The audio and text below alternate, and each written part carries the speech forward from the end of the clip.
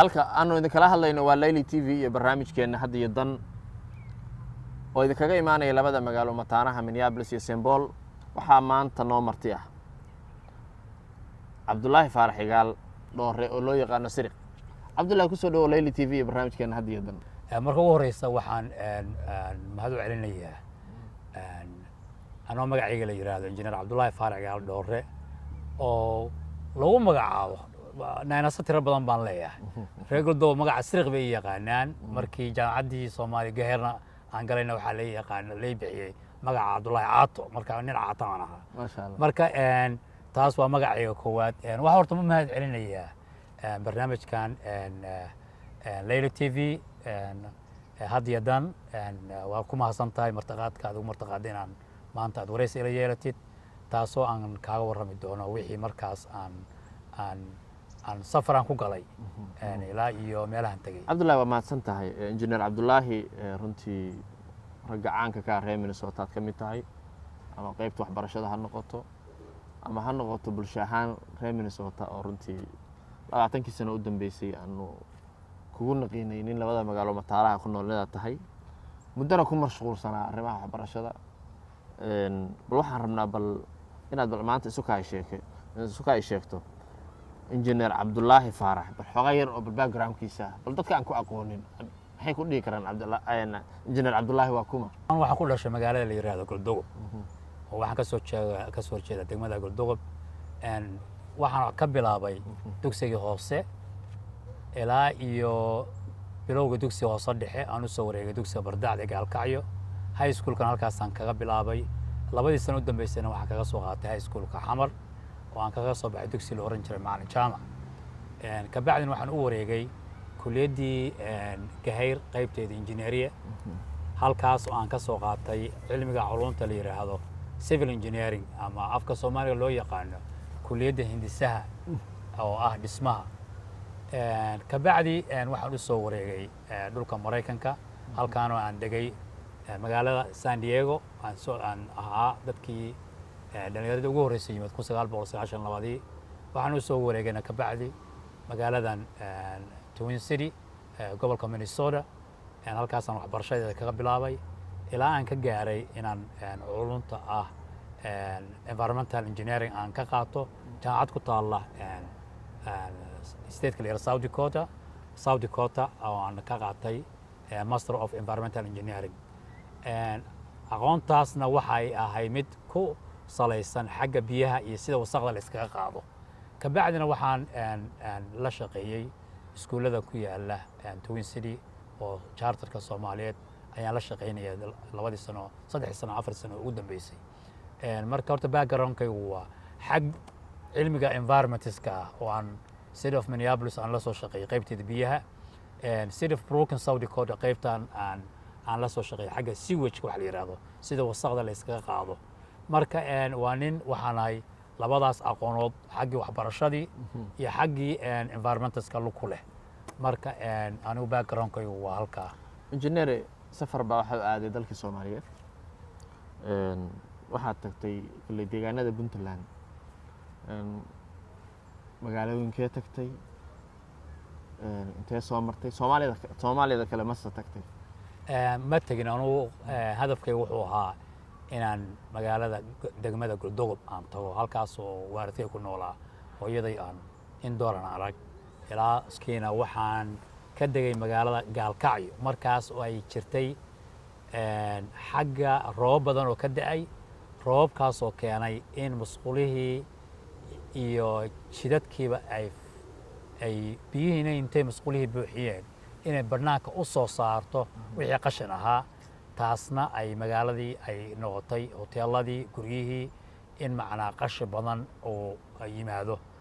taasna waxay muuqanaysaa baahi weyn oo ka jirta Gaalkacyo kaliya ma aha Soomaaliya oo dhan cilmigan aqoontan la yiraahdo si wasaqda la iskaga qaado sewage-ka si la iskaga qaado sewage qofkaan fahmay waxa weeye wasaqda qofku uu keenay oo musqusha u geeyay sida iskaga qaadi lahaa nasiib wanaag waxa weeye dad ku dhintay ma maqal laakiin dhibaatooyin badan oo badan ayay keentay in hoteeladii ay macnaa la degi waayo in guryihii laga dhaqaaqo in macnaa jidadka xirmaan wasaq in qashinku urayo ayaan kala kulmay maalintii aan ka degayba injineer waxaa moodaa in aqoontaadii waxbarasho iyo waxyaabihii aad soo baratay iyo la kulanka aad la kulantay waktigaasoo wakti adag ahaa oo roobo badan ay jireen deegaanka puntland khaasatan gobolka mudug khaasatan magaalada gaalkacyo cid ma kala kulantay wax aragti ama ka dhiibatay mise sidii aqoon-yahanada soomaalidu caanka ay ku hayeenoo waxaad raadinaysa meel roog guduudan inta lagu dhow inaad ku socoto ma runtii qofaan kala kulmay ma jirin markaan aan ka degay gaalkacyo laakiin markii aan nairobi joogay baa dhalinyaro kala kulmay yar walaalkay oo aan halkaan jooga oo ay eedaday dhashay iyo mid kale oo ka yimid markaas toronto ka yimid oo ii sheegay waxa meesha ka jira ogaana in aqoontaan anugu aan luku leeyahay oo yidhi war cabdullaahi arrimahaasaa jire maxaad macnaad fikrad ugu gudban weyda dadka maamulka puntland hadda waxaan anugu shaksi baan ahay dadkana waa og yihiin wixii meesha jira waxaa weeye markii la raadinayana magaalo in la hormariyo magaaladu waxay u baahan tahay dadku wuxuu u baahan yahay waxaan wax soo laaban doona sanadka soo socda roob baa di'i doona magaaladu qashinku saas u ahaan doona keligeed ma aha gaalkacyo ma aha gobollada kale ee magaalooyin kale aan tagay sida hadda ka soo qaad inta u dhexaysa gaalkacyo ilaa iyo galdogob qashin badan oo iska yaala ad arkaysa meelaha iska yaala waxaa arkaysa biyaha la cabo oo la iska tuurayo qashinkaa la iska fogeynayn waxaa hadhow waxay keeni doonaan cudur kaasoo aan qabo haddaadan aad iska qaadi karin qashinka kula yaala hadhow diyaar waa inaad u noqotaa in cudur ku yimaado haddaan u gudubno waxaad tagtay magaalada galdogob oo runtii aad adigu fakarkaagu markaas aad ahayd degmada galdogob inaad booqasho ku tagto oo ama waalidkaad joogeen ama meeshii aad ku dhalatayba ay ahayd maxaad kala kulantay oo ka aragtay runtii galdogob waxaan kala kulmay galdogob waxaan moogaa 36 sano 1979 bay ugu dambeysay waxaan ku arkay isbeddel aad u weyn runtii aad iyo aad aan ugu shulcay waxyaabaha ugu muhiimsan aan arkay waxaa weeye xagga nabadgelyada 24 saac waxaa weeye haddii aad salaada subax ka hor aad iska soconaysid wada habeenkaasoo dhan aad jiifsan oo aad iska soconaysid wax ku yeelay arki maysid nalkoo 24/7 24 saacadood nalku daaran yahay biyahan kala go' lahayn iyo nabadgelyadooda aad iyo aad u sareyso oo waxaan aad aan malaysan karin waxaan kaloo ku arkay aad ugu farxay xagga diinta sida culamaa diinku ay hawsha magaalada uga qayb qaateen gudbinta aadaabta waxaan la yaabay maxamedow markaan salaada cishaa ku soo tukado aan daalo oo guriga iska imaado inaan muxaadaradii ka socotay macnaa aan ka maqlo masaajidka muxaadaradii ka socotay inaan ka dhagaysto radio galdogob oo halkaa laga sii deynayo isla markiiba oo runtiina ay dhalinyarada idaacadda galdogob ka shaqaynaya ay qabteen wax aad iyo aad u muhiimsan ma aha macnaa galdogob laftigeeda inay dhageystaan in nawaaxiga ka baxsan inay maqlayaan wixii ka socda masaajidadaas marka waxaa weeye waxaan aad iyo aad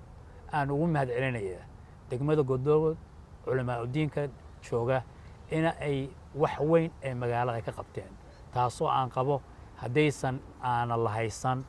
culamaa diinkaas in macnaa akhlaaqda magaalada xumaan lahayd fusuqu badnaan lahaa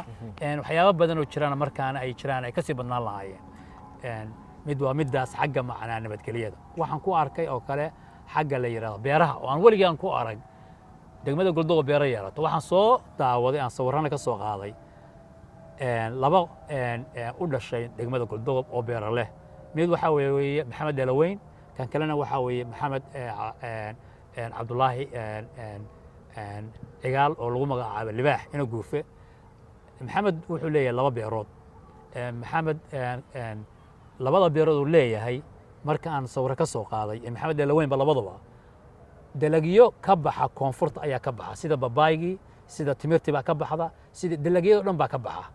marka waxaan arkaysaa in ay tahay meel beeraha ku wanaagsan taas oo aan qabo in looga faa'iidaysto waxa aad haysatid ciidda aad haysatid in aad ka soo saaran kadhid waxaad uga baahan tahay waraabka intee uga yimaadaa waraabku wuxuu uga yimaadaa horta mid waa roobka ilaahay uu siiyey bay waxay u qabtaan barkadaas ayaa lagu waraabiya habeenkii maadaama maalintii haddii la waraabiyo waxa la yidhaahdo afka ingiriiska lagu evaporative transportation baa dhacaya oo biyihii baa baxaya marka barkada ay sameeyeen ayay ku waraabiyaan beeraha runtiina waxaa weeye ka soo qaad hadda maxamed cabdullaahi cigaal libaax waxyaabaha cabitaanka uu sameeyay sida qarahoo kale beertiisa uga soo baxda halkaasu macnaa dadku wax ka siiya macnaa sharaab ahaan uu isticmaala waa wax aad iyo aad u leeyahay isaga beerta isagana isticmaala marka uu sii gadaa magaalada ku gadaa ma sii gadaa waxaa weeye beerti maqaaxidiisa ayuu dadka biyaha uga sameeya biyihii sharaabka la cabayay marka waa product from Galdogob waa product from Galdogob baan oran karaa marka qof kasta uu sameyn karaa liintii baa la sameyn karaa cambihii baa la sameyn karaa midaan waxa uga dan leeyahay dadka u dhashay degmada ama ka soo jeeda ee waxaysta inay geeyaan warshado yaryar oo sameeya tamaatada ama tamaandhada bahasha la yiraahdo sameeya yaanyada sameeya waxa la yiraahdo cabitaanka kale caadiga sida cambaha oo kale babayga oo kale waxyaabaha loo baahan yahay sameyn kara waa la gaari karaa runtii taas marka waxa weeye waxa halka iga qanciyay wax aad iyo aad u weyn in aan laga sameyn karo marka waxa magaaladu 40 sano u dambeysay horumar weyn bay gaartay magaaladu dhismaheedu si aan caadi ahayn u socdaa si aan caadi ahayn u dhismahaya nadaafadu dalba Nairobi way dhaantaa Nairobi aan soo arkay guryaha quruxda badan way dhaantaa laakiin wali qashin yagaala magaalada ma arkaya taas oo aan leeyahay anoo aqoontay oo tahay cilmigan deegaanka in loo baahan yahay magaalada qashinka laga ururiyo si aan jirooyinka u dhacay marka hadda aan imid cudurkii dhacay oo dadku ay ku xanuunsadeen oo malaria u ekaa in macana uu soo imaan waxaan ilaahay baa keenay midda kale aan waxaan aad ula yaabay takhaatiirta magaalada jooga waxaan aad iyo aad u mahad celinayaa hawshu ka qabtay Dr. Cabdirasaaq Xirsi Cusmaan Dr. Baydhabo oo runtii imaashuhu magaalada u yimid wax weyn xagga caafimaadka wax ka tartay oo welina u joogan waxaan leeyahay Dr. Baydhabo ilaahay ka jaayisay hawsha qabatay hawshaad markaa gudubtina ilaahay meeshii aad macnaa safarkaagii macnaa waa dhamaystiratay wax weyn ba magaaladan u qabatay runtiina doctorku wuxuu yimid mar magaalada ay u baahnayd xanuuna ka jiray xanuunkaas marka dambe Nairobi imid aan kala kulmay doctor Ogaas aan kula kulmay Nairobi aan kala sheekaystay aadan Ogaas aan kala sheekaystay oo ii sheegay isagii doctor Baydhabo inay ka wada hadlay arrinta cudurkaas oo noqday cudur ka dilaacay Asia sida dalalka macana la yiraahdo Philippines oo kale China kale oo ka dilaacay waxaan ilaahay ka baryaa cudurka inuu samartan lagu soo laaban laakiin hal iska buufiyo musqulaha nadaafada magaalada siiba guryaha lagu nool yahay waxay kaneecadu ka dhalan kadhaa waa meelaha biyuhu ay fariistaan sida xurfooyinka magaalada ku heeraran oo ay biyuhu galaan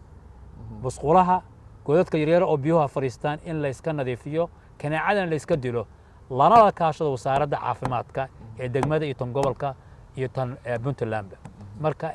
diilo fiican baan ku soo arkay degmada Galdogob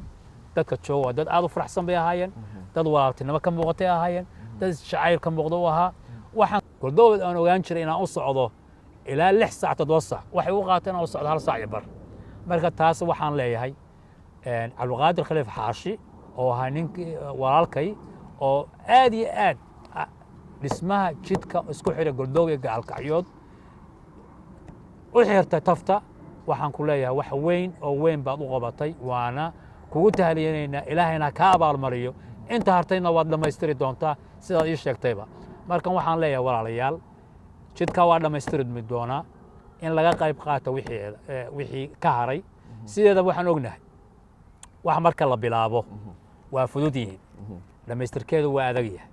xagga waxbarashada marka aan kaaga hadlo maxamedow waxa weeye waxaan ku soo beegmay iskuulada xiran walaalkay Dr. Muuse Takar ayaa wuxuu igu martaqaaday inaan ka qayb galo qalanjabin college ku yaala degmada Galdogob oo college caafimaadka markaas ay ka qalanjabiyeen 28 arday 26 gabdhood iyo 2 wiil ayagoo bartay cilmiga neersiga ayagoo 28 qof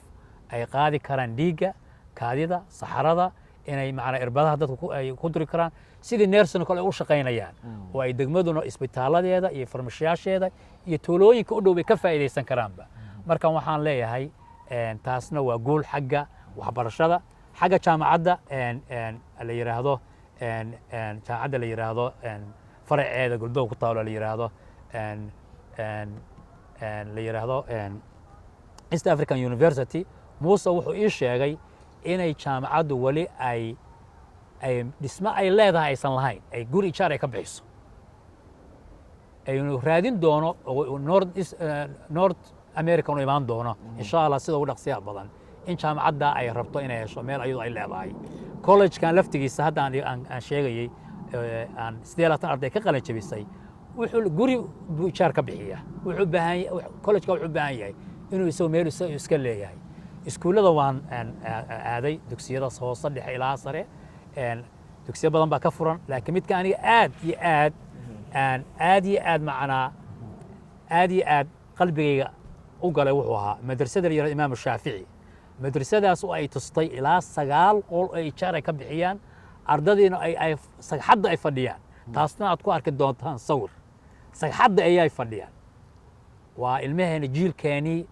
the 20-30 years waxa noqon lahaa inay sagxadda fadhiyaan inay macnaa casharka ku qaadanayaan ayagoo aan kursi lahayn miis lahayn xataa nalku xataa damayo waa la kacay madrasada waa la dhisay aasaaskeedii hore sideedana ogsano maxamedow wax kasta abaabulka hore waa fudud yahay laakiin dhamaystirku aad buu adag yahay sida jidka hadda la dhiso jidka Cabdiqaadir Khaliif Xaasho uu bilaabay aasaskiisii dhamaystirkiisii waa loo baahan yahay la dhamaystiro dugsigan la yiraahdo madrasadan la yiraahdo Imaam Shaafici oo degmada Galdoog ku yaala oo loogu talagalay dugsiga hoose dhexe waxa 9 qol ku jira sawirana waa ka soo qaaday ilaa 900 oo arday oo dugsiga hoose iyo dhexe ah quraankana waa ku bartaa wuxuu u baahan yahay madrasadaas dadka ka soo jeeda degmada Galdoog oo degan North America ama Europe degan in la dhamaystiro madrasadan Imaam Shaafici oo lagu taageero dhamaystirkeeda asaaskeedu waa dhisan yahay guriga waa dhisan yahay maxaa ka maqan wuxuu u baahan yahay shamiitada lagu hoosta la dhigi lahaa wuxuu u baahan yahay darashadihi u baahan yahay wuxuu u baahan yahay albaabada u baahan yahay wuxuu u baahan yahay qabsi kore la saaro u baahan yahay wuxuu u baahan yahay meesaska arday wax ku dhigan lahaa la dhigo wuxuu u baahan yahay basqashi in loo sameeyo wuxuu u baahan yahay baabuurkii iskuulka ku adeegi lahaa buu u baahan yahay waxyaabo badan baa haray ma laga sameeyey wax oo ma laga sameeyey qiyaas waxa ay u baahan tahay inta uu gaari karo waqtiga la isleeyahay hala dhameeyo dhaqaalaha ku bixi kara ma la soo qiimeeyey si markaas ama haddii ciidi taakuleynayso ama hay'ado bixinayso ama dadka deegaanka ka soo jeeda ay taakuleeyaan mise waa loo baahan yahay maxamedow hay'ad iska dhaaf dadkan hay'ad waxba ka dhama dhowrayaan dowladna waxba kama dhowrayaan dad in ayagu isku tashadaan raba weeye الله دمي وضع الله دافع إنك اللي هذا قاموش يا شموري لبضاس ولبضا معنا دوكسيا وحكوضة أو هوش صوضة وحن عن أي توسين دتك العيها صادرة مقعيضه يقري لك غوف كسوع صادرة محمد الله حرق غوف $8 صادرة كدر الدقمة كله بيل كله صادرة وبيل كله صادرة بوحي $8 أنا دوكسيا قدر سنة وحن قدر صدي إله إذا كيس إن معنا إلهي معنا يقصي أجر يقصيه ما قرأت $8 lacagta ugu yaray waxay la tahay dadka North America degan ama Europe degan oo dhageysanaya maantay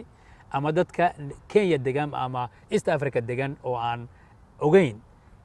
in ay awoodi karaan inay dhamaystiraan lacagta ay ii sheegeen waxa weeye ugu dhawaan $30,000 oo isku xigta dhismihii dhamaystirkii masquulihii laga dhisay ardaydu ay isticmaali lahaayeen iyo gaadiidkiiba lacag $30,000 $30,000 inay anigu haddaan rabo caaw inaan ka qayb qaato yaan la xiriiraya yaan lacagta u diraya waxa weeye labada telefoon aan soo qaada waxa weeye gaamuush iyo shamrook labadaba waa naynaasta aan sheegayna way ku faraxsan magaca in lagu magacaabay naynaastooda inaan ku magacaabo anoo aan bixin lahaa magacooda rasmiga gaamuush iyo shamrook laba gaamuush telefoonkiisa waxa weeye 25 29 eber 77 57 eber 8 shamrock telefoonkiisana waxaa weeye 25 29 eber 77 59 644 waxaana wax loogu diri karaa xawaalada tawakal xawaalada tawakal way ogtahay xawaaladu waxa weeye walaalayaal iskuulka wuxuu qorsheeyay in la furo uu furmo sanad dugsiyeedkan hadda lagu jiro oo bilaamay 2 week hor bay ahayd in la furo dibadhac baa ku yimid waxaan marka rabnaa walaalayaal dadka macna daneynaya in degmada daneehda daneynaya waxbarashada daneynaya ilmaheena daneynaya jiilkan waa jiilka 20 sano soo socda wax noqon lahaa inaan u gurmano qofkaas awoodaada Cabdullaahi Faarax iyo Maxamed ana wax ururin mayno telefoonkaas ad kala xiriiri doontaan wixii kalena waxaan aan dhigi doonaa website haduu Ilaahay yiraahdo engineer aad u mahadsan tahay runtii waxa ka muuqata inaad soo aragtay dad wax qabsanaya sidaad ognahayna dawladda Puntland deegaanka Puntland bay ka tirsan tahay degmada Galdogo ma soo gaartay degmada Galdogo Puntland maxayse uga qayb qaadan weyday maxaan ku raadaa barnaamijkan wadada hadda aad sheegayso u dhameystiri weyd maxay iskuuladan dadku ay bilowdeen u dhameystiri weyday maxay mataqaanaa qashinka aad sheegayso miyaysan lahayn dawladda hoose iyo dadkii mataqaanaa systemka mise waddanka oo dhan ma wuxuu waa magace seeba waxaad soo aragtay noosha engineer ilaa nin qurba ka tagay baa tahayo adoo cidnana uma dan lahid laakiin waxaan uga jeednaa waxa aad soo aragtay bal nooga waran maxamed horta aanu siyaasi meeyay siyaasadna la galana ma jecli kowde Puntland waa state aad u weyn weeye waxa soo galana hadda waxa weeye waxaan qiyaasi kara meel kasta in isku filnayn anu waxaan qabaa region kasta ama mudug ha ahaado ama bari ha ahaado ama sanaag ha ahaado ama degmo kasta ha ahaado ama tuulo kasta ha ahaado qofku inuu isku tashado horta fiican ma fahamtay inta qof ama degmo ay leedahay Puntland wax ka dhowraya dibadhac baa kugu dhacaya ma fahamtay waxaan qabaa marka kii uu calool xumo waxa weeye resource inuu sadeeqi karin baa iyagu waata Puntland aan waxaan qabaa inay qof waxna ka akradeen degmada xukuma ay ka akradeen ma qabo Puntland inay degmada Galdogo wax ka akratay runtii waxba kama akran runtii maamulka jira waxba kama akran laakiin waxa ka fiican ma qabaa waxa aad haysatid inaad wax ku qabsataa ka muhiimsan marka ugu horeysa inta gacan aad dhowri lahayd marka wax waa jiraan runtii hadii khasab waxa weey dad mushaar ka qaata talafteedu wax qabad weey oo degmada jooga ha shaqaala jira shaqaala hadda ma ha yarada ha badnaado dawladdu wax ka qaata marka macna wax ma bixsan lama oran karo wax building waa jira high school markaan soo building oo ay Puntland sameysay oo Galdogo ku yaala ma jira waa jira high school ka marka magaalada soo galay high school waqtigii Cabdiraxmaan madaxweynaha hore Puntland Faroole Cabdiraxmaan waqtigiisa la dhameystay baa jiray oo hay'adaha organization ay dhistay dawladda dhistay mise wala hay'adaha hadii khasab hadii hay'ad wax ma dhisi karaan hadii dawladdu ay san approve gareyn meesha ma aha macna dawladda ka jirta wayna soo martaa marka soo martaa wax dhisi kartaa ma xiragel ma aha meesha dal baa ka jira maamul baa ka jira madaxweynaha ka jira ismaamul baa ka jira wayna soo martaa marka waxa weeye kaligeedna ma ahayn dugsiyo badan bay ka dhisaysay Puntland kamid buu ahaa in laga dhiso degmada Galdogo high school oo boarding la seexdaan waana la furi doonaa insha Allah ka degmadu ka dhisan yahay waqti dhan la furi doonaa goor la furi doonaa ma aqaan laakiin waa ka dhisan yahay marka waxa weeye wax badan waa xagga waxbarashada wax badan bay ka qabataa meeqad soo moogtay Galdogo anu waxaan soo moogahay ku dhawaad bil waxay kaloo qabataan ku sheegaya hadda markii kana cudurkan uu dilaacay cudurkan dadku la soo dhacay oo dilaacay wasaaradda caafimaadku waxay samaysay inay magaalada ay buufiso magaalada waa la buufiyay guryaheeda waa la buufiyay in kaneecada la dilo gaalka ay waa la buufiyay marka waxa wasaaradda waxbarashadu waxbay qabatay wasaaradda caafimaadka aan wasaaradda caafimaadku waxbay qabatay Dr. Cali Calaweyna jooga waxbay qabteen runtii waxa weeye waa la buufiyay kaneecada waa la buufiyay loo cudurkan cudur macna la garan waayo oo noqday runtii nin oday oo tagay oo engineer oo ariga tagay baa kulay waxyaabo badan oo deegaanka kamid ah arrimihii waxbarashada iyo horumarkii baad ka hadashay ana og inaad siyaasi ahayn laakiin dad qof walba oo Soomaali waa iska siyaasi markuu meesha tago waxbuu maqlaa waxbaa loo sheegaa waxaan ugu maqaalaa magaalada Galdogo laba iyo deegaanka mudug oo dhan in amisom loo soo wado arrinka wax ma kala socotaa wallahi hadaan waxba ma maqal amisom puntland ayadaaba amni ba waxaa qaba in lagu daydaba sida ay tahay in lagu daydo anuu amni baan ku gaalkacyo markaan imid adeer nin shaabay ku dhegsanta ma ahayn waan wareegay baabuur baan qaataan waa iska wareegay dhinaca waxaan tagay waqooyigaan tagay dhinaca waxaan tagay koonfurtaan tagay waxaan tagay xataa dhinaca xaafadda garsoor baan tagay xor baan u socday marka nin shaabad ku dhegsan tahay ma ihi waxa way intaasoo qof waxaa timidna marka runta la yiraahdo ardaqoodba ka timid oo iska wareegaya ma garad marka waxa adigu wax ciidamo amisom sheegay ma maqal umana baahna marka meel nabadgelyo ka jirto sida amisom u geen karnaa nabadgelyo ka jirtee ma garad sidoo kale ciidamada BS ta waxaa la keenayaa gobolka mudug khaasatan meesha degmada Galdogob iyadoo wax ciidamo ah warka ma ka haysan ma maqal runtii waa ma maqal markaas aad waayaan soo taray waxa leeyahay ciidamo madaxweynaha Puntland soo wado degmada Galdogob eeriyada la keenay ma maqal runtii halkan oo kula jooga maqli lahaa haday jiraan waxa weeye dadku inay wax iska abuuraan ma aha inay hadal iska abuuraan waa laga fiican yahay waxaana jirin marka wax aragtid wax laga hadla Soomaa inta kale ku tarati ku taan u baahnaa in ciidamo meesha la geeyo hadii hada uma baahna waxa qaba mataqaana in degmo kastaba dadka jooga in la yiraahdo war isku tashada maxaa nooga baahan tahay idin qabana maxaad u qabsatay wax kugu dara anuu filosoofada aan aaminsan waxa weeye maxaad qabsatay wax kugu dari kara injineer wadankii baa tagtay runtii waxyaabo badan baad soo aragtay maxaa kula dardaarmaysaa bulshooyinka Soomaaliyeed khaasatan reer Puntland khaasatan reer gobolka mudug khaasatan reer degmada aad ka timid ama aad ku dhalatay mid ugu horeysa marka la yiraahdo gobolka mudug sida degmada Gaalkacyo waxa oran lahaa runtii waa dad nabad aad u jecel waxa iska dhacay dhibaato iska dhacda laakiin midda aad aan uga hadlayo waxa weeye oo aniga taabatay qashinkii aan arkay markii bulaacadihii ay furmeen in roobkii ay wuxuu soo saaray biyuhu waxa weeye biyuhu ayaga injineer meesha u socda ayaa garanaya biyaha ma celin kale biyuhu waa roobku imaanaya meesha u socda in aadan iyaga ma garat Gaalkacyo waxay lahaan jirtay Yameys wax la yiraahdo Yameyska biyuhu aadi jireen Gaalkacyo dhan biyaha ku daa si u socda ama cirshii aadi jireen ama Yameyska aadi jireen hadda meelihii hadii la xiray oo la dagay biyaha xagee aadaya meel aadan ma leh wayna magaalada ku soo laabtaan ma garat marka waxaan qabaa in laga bedelo degmada Gaalkacyo habka dhismaha wax loo dhisay masqulaha in hab macnaa la sameeyo taas oo aan dareemayo degmada Gaalkacyo